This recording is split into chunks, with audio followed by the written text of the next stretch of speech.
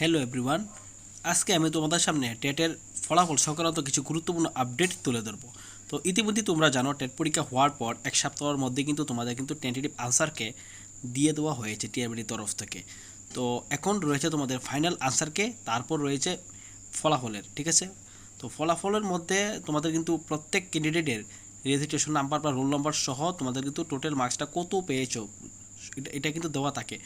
মানে একটা final result দেওয়া হয় যার মধ্যে তোমাদের রেজিস্ট্রেশন নাম্বার অথবা রোল নাম্বার স্বাভাবিক মনে দেওয়া থাকে, সেই সাথে তোমাদের টোটাল মার্কসটা দেওয়া থাকে। এটা এরকম না যে শুধুমাত্র পাস ক্যান্ডিডেটদের দেওয়া হবে, এরকম না। প্রত্যেকটা ক্যান্ডিডেট, যতজন ক্যান্ডিডেট পরীক্ষায় উপস্থিত প্রেজেন্ট ছিলেন, সমস্ত প্রেজেন্ট ক্যান্ডিডেটদের, যারা প্রেজেন্ট মানে পরীক্ষায় উপস্থিত ছিলেন, পরীক্ষা দিয়েছিলেন সশরীরে, তো প্রত্যেকটা ক্যান্ডিডেটের কিন্তু রোল নাম্বার বা রেজিস্ট্রেশন নাম্বার সহ মার্কস কিন্তু দেওয়া থাকবে এই পিডিএফের মধ্যে, যেটা টিআরবিটির অফিসিয়াল ওয়েবসাইটে প্রকাশ করা হয়। তো এটা কিন্তু এবার দিতে দেরি হবে এখানে বলা হয়েছে। কারণ হিসেবে মানে বলা হয়েছে কি, যে বিভিন্ন টিআরবিটির ইদানিং কিন্তু বিভিন্ন পরীক্ষা হবে, যার কারণে কিন্তু ফলাফল দিতে দেরি হবে। এবার আমরা বিস্তারিত একটু জানবো। তো টেট পরীক্ষার ফলাফল কিন্তু প্রকাশ করতে দেরি হবে, এমনটাই আবার দিলেন টিআরবিটির চেয়ারম্যান স্যার। তো শুক্রবার টেট পরীক্ষার্থীদের সঙ্গে কথা বলতে গিয়ে তিনি এমনটাই জানিয়েছেন।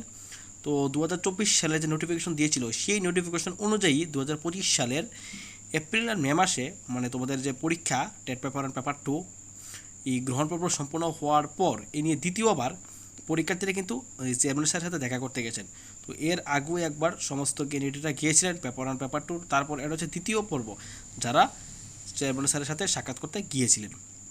তো পরীক্ষার্থীদের বেশ কয়েকটি বিষয় রয়েছে টেট পেপার 2 আর্টসের পক্ষ থেকে। তো গত দিনটি গিয়েছিলেন, তারা ছিলেন টেট পেপার 2 আর্টসের স্টুডেন্টরা, ক্যান্ডিডেটরা, ঠিক আছে। তো তাদের সাথে চেয়ারম্যান স্যারের কথা হয়েছে। তো তিনি নিয়ম অনুসারে তাদেরকে স্পষ্টত বলেছেন চ্যালেঞ্জ করতে। তো 40টির উপর প্রশ্নের মানে চ্যালেঞ্জ করা হয়। তো তো বিভিন্ন বিষয়ে চ্যালেঞ্জ করা হয়, সিলেবাস বহির্ভূত আউট, তারপর তোমাদের একই অপশনে দুটো উত্তর, প্রশ্নে ভুল গরমিল, তো এরকম নানাবিধ প্রশ্ন রয়েছে, প্রশ্ন ভুল, স্পেলিং মিস্টেক, নানাবিধ প্রশ্ন। হ্যাঁ, তো এরকম যে প্রশ্নগুলো রয়েছে এগুলো নিয়ে তারা স্যারের মানে কাছে গিয়ে দেখা করেন। তো এগুলো নানা বিষয় তিনি উত্থাপন করেছেন। সো তারপরে চেয়ারম্যান স্যার সংবাদ মাধ্যমের মুখোমুখি হয়ে বিষয়গুলো উত্থাপন করেন, যে তাদের দাবিগুলো, ভুলগুলো সংশোধন সংক্রান্ত বিষয়ে কথা বলতে এসেছেন স্যারের সঙ্গে। তো এক্সপার্টের কাছে বিষয়গুলো পাঠানোর কথা বলেছেন, ঠিক আছে। তো চেয়ারম্যান স্যার বলেছেন এই যে বিষয়গুলো তারা তুলে ধরছে ক্যান্ডিডেটরা, এগুলো সাবজেক্ট এক্সপার্টের কাছে পাঠানো হবে। তো পরীক্ষার্থীদের প্রশ্নে যে তারা যে প্রশ্ন করেন, এই প্রশ্নের সমস্যাগুলো শুনবেন কে, এগুলা তারা কোন পথে হাঁটবে, ঠিক আছে, এগুলা নিয়েও নানা প্রশ্ন তোলা হয়। কোন পথে হাঁটবে, সাবজেক্ট এক্সপার্টদের মতামত যদি চূড়ান্ত হয়, তাহলে পরীক্ষার্থীদের শেষ পরিণতি কী হবে তারা জানতে চায় চেয়ারম্যান স্যারের কাছে, ঠিক আছে। তো তাদের বক্তব্য, যে স্টুডেন্টের বক্তব্য কী, স্টুডেন্টের বক্তব্য হচ্ছে তারা অনলাইনের মাধ্যমে যে বিষয়গুলো উত্থাপন করেছেন, এতগুলো উত্তর ভুল দেওয়া হয়েছে টেন্টেটিভ আনসার কিতে, কি সংশোধন করা হবে, তাদের একটা প্রশ্ন, যে এতগুলো প্রশ্নের উত্তর ভুল দেওয়া হয়েছে, যে ভুল দেওয়া হয়েছে এগুলো, এই যে ভুল দেওয়া হয়েছে ভুলগুলো কি, এতগুলো প্রশ্নের ভুল কি সংশোধন করা হবে।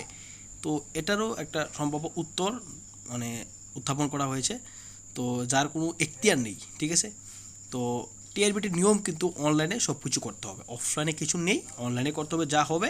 তো 2015 সাল থেকে কিন্তু এই নিয়মটা চলে আসছে, যে পরীক্ষা হবে, টেন্টেটিভ আনসারকে দেবে, ফাইনাল আনসারকে দেবে। তো এর আগে চ্যালেঞ্জ, এই বিষয়টা সমস্ত কিছু কিন্তু অনলাইন, অফলাইনে কিন্তু কিছু কিছু নিয়ম নেই, তা কিন্তু স্পষ্টত চেয়ারম্যান স্যার বলেছেন। তো তিনি আরও বলেছেন কি, যে টেট পরীক্ষা কিন্তু ভারতবর্ষে যে বিভিন্ন যে কম্পিটিটিভ পরীক্ষা হয় সেই অনুসারে কিন্তু হয়ে থাকে, যেমন নিট, ঠিক আছে, নেট স্লেট। তো এই সমস্ত পরীক্ষার মতোই এটারও একটা প্রসেস, ঠিক আছে। তো যাদের চ্যালেঞ্জ টিকবে তাদের টাকা ফেরত দেওয়া হবে, যাদের চ্যালেঞ্জ টিকবে না তাদের টাকা ফেরত দেওয়া হবে না, এটা কিন্তু স্পষ্টত কিন্তু বলা হয়েছে, ঠিক আছে। তো সমস্ত কিছু কিন্তু উল্লেখ করা হয়েছে এখানে, ঠিক আছে।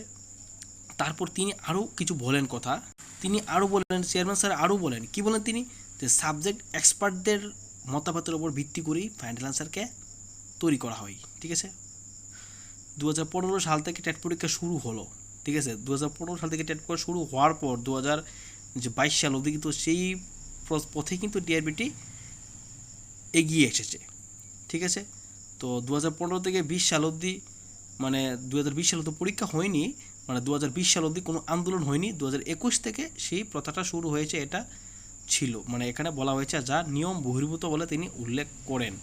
ঠিক আছে, তো তারপরে 2021 সালে যে পরীক্ষা হয় সেই পরীক্ষা নিয়ে 2021 সালে ক্যান্ডিডেটরা প্রথম হাইকোর্টের সিঙ্গেল বেঞ্চে আপিল করেন। তো সিঙ্গেল বেঞ্চের রায় কিন্তু টিআরবিটির পক্ষে যায়। তারপর ডবল বেঞ্চ থেকে সেটা সুপ্রিম কোর্টে যায়, সুপ্রিম কোর্টও সেটা টিআরবিটির পক্ষে যায়। তিনি এটা কিন্তু এখানে প্রত্যেকে কিন্তু উল্লেখ করা হয়েছে। তো সেই সময় কিন্তু 32টা প্রশ্ন নিয়ে অভিযোগ তুলেছিলেন ছাত্রছাত্রীরা, তা কিন্তু পরে আদালতে গিয়ে টিকেনি মামলাটা। তো যার কারণে কিন্তু পরবর্তী সময় পরীক্ষার যে প্রক্রিয়াটা সেটা দেরি হয়েছিল। তো এইবারে কিন্তু সেই কথাই মানে তিনি বলেননি, এবার তিনি বলেন যে কারণ পরীক্ষা এবার রেজাল্ট দিতে দেরি হবে, কারণ টিআরবিটির ইতিমধ্যে বিভিন্ন প্রক্রিয়া চলছে, টিআরবিটির বিভিন্ন প্রক্রিয়া মানে পরীক্ষা নেওয়া হয়, অনেকগুলো মানে পরীক্ষা। তো এইগুলোর কাজ করতে করতে এই যে 2024 সালে নোটিফিকেশন হচ্ছে পরীক্ষা হয়েছিল 25-এ, তো এগুলোর রেজাল্ট দেখা একটু লেট হবে।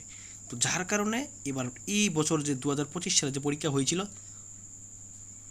তো সেই পরীক্ষার ফলাফল প্রকাশ করতে একটু লেট হবে, এটা তিনি বলে দিয়েছেন। তো আশা করতে রাখতে পারো তোমাদের ফাইনাল আনসার কিটা দিতে হয়ে একটু দীর্ঘায়িত হতে পারে, আমার মতে একটু দীর্ঘায়িত হতে পারে, দেরি হতে পারে।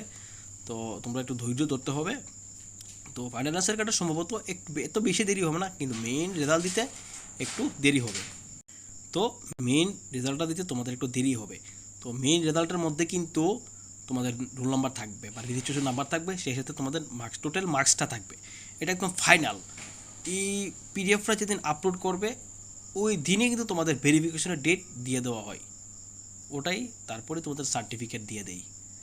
ঠিক আছে, তো ভেরিফিকেশন এটা কিন্তু টেট প্রসেসটাই কিন্তু লেট, মানে প্রচুর লেট, একটার পর একটা স্টেপ বাই স্টেপ প্রসেস।